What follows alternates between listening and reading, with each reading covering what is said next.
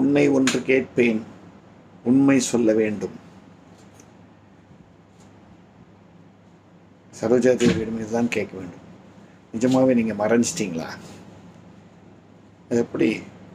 இந்த இண்டஸ்ட்ரியில் ஒரு இன்ஸ்டிடியூஷன் இவங்கெல்லாம், அதாவது சினிமாவின் பொற்காலத்தில் ஆட்சி புரிந்தவர்கள்.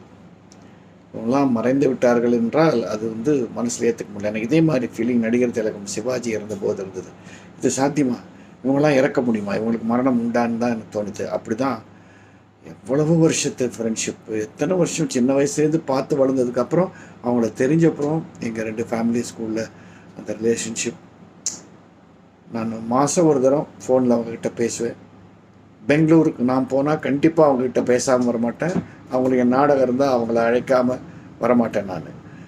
அதே மாதிரி அவங்க சென்னைக்கு வந்தால் ஒரு ஃபோன் அடித்து ஏதாவது பேசி கிண்டல் பண்ணுவாங்க. அதுலேயும் எனக்கு அவங்களுக்கு என் மனைவி சுதான்னா ரொம்ப இஷ்டம்.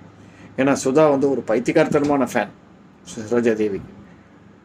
உண்மையை சொல்ல போகணுன்னா, என்னுடைய மேரேஜும் போது நான் போட்ட கண்டிஷன் என் ஒய்ஃபுக்கு என்னென்னா, உனக்கு சிவாஜியை பிடிச்சிருக்கணும், எம்எஸ் விஸ்வநாதனை பிடிச்சிருக்கணும்னு.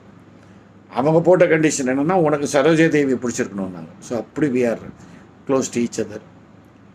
2 மாதம் முன்னாடி கூட I had a talk with her. அதே அவங்களுடைய அந்த என்ன சொல்கிறது, செல்ல தமிழ், அந்த குழந்தை தமிழில் பேசி கிண்டல் பண்ணி சுதாவோட பேசி, just lovely memories. But then காலம் அது ஒரு சர்டன் ஸ்டேஜுக்கு அப்புறம் எல்லாரும் மறைந்தாக வேண்டும்.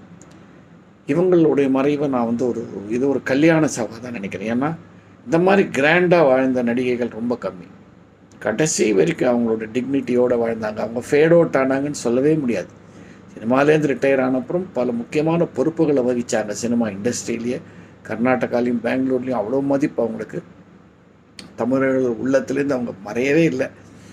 வீடியோ நீங்கள் போட்டு டிவியை போட்டால் சாங்ஸ் எப்படியோ ஒரு பாட்டு, புரட்சி தலைவரோட ஒரு பாட்டு, இல்லாட்ட நடிகர் திலகத்தோட ஒரு சாங்கு, இல்லாட்ட ஜெமினியோட ஒரு சாங்கு ஏதாவது வந்துக்கிட்டே இருக்கும்.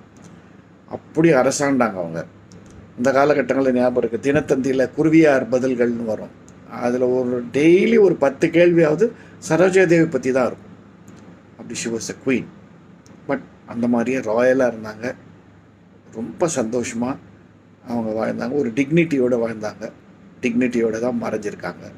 அவங்க ஆத்மா சாந்தி அடைய வேணும். பட் என்ன மாதிரி ரசிகர்களுக்கெல்லாம் அது என்னமோ நம்ம இதயத்துலேருந்து ஒரு பாகத்தை பிரித்து எடுத்தா மாதிரியோ, நம்ம வாழ்க்கையிலேருந்து ஒரு பெரிய பாகத்தை பிரித்து எடுத்து போட்ட மாதிரி ஒரு ஃபீலிங் இருக்கும். என்ன மாதிரி கோடான கோடி ரசிகர்கள் உலகம் முழுக்க இருப்பாங்க.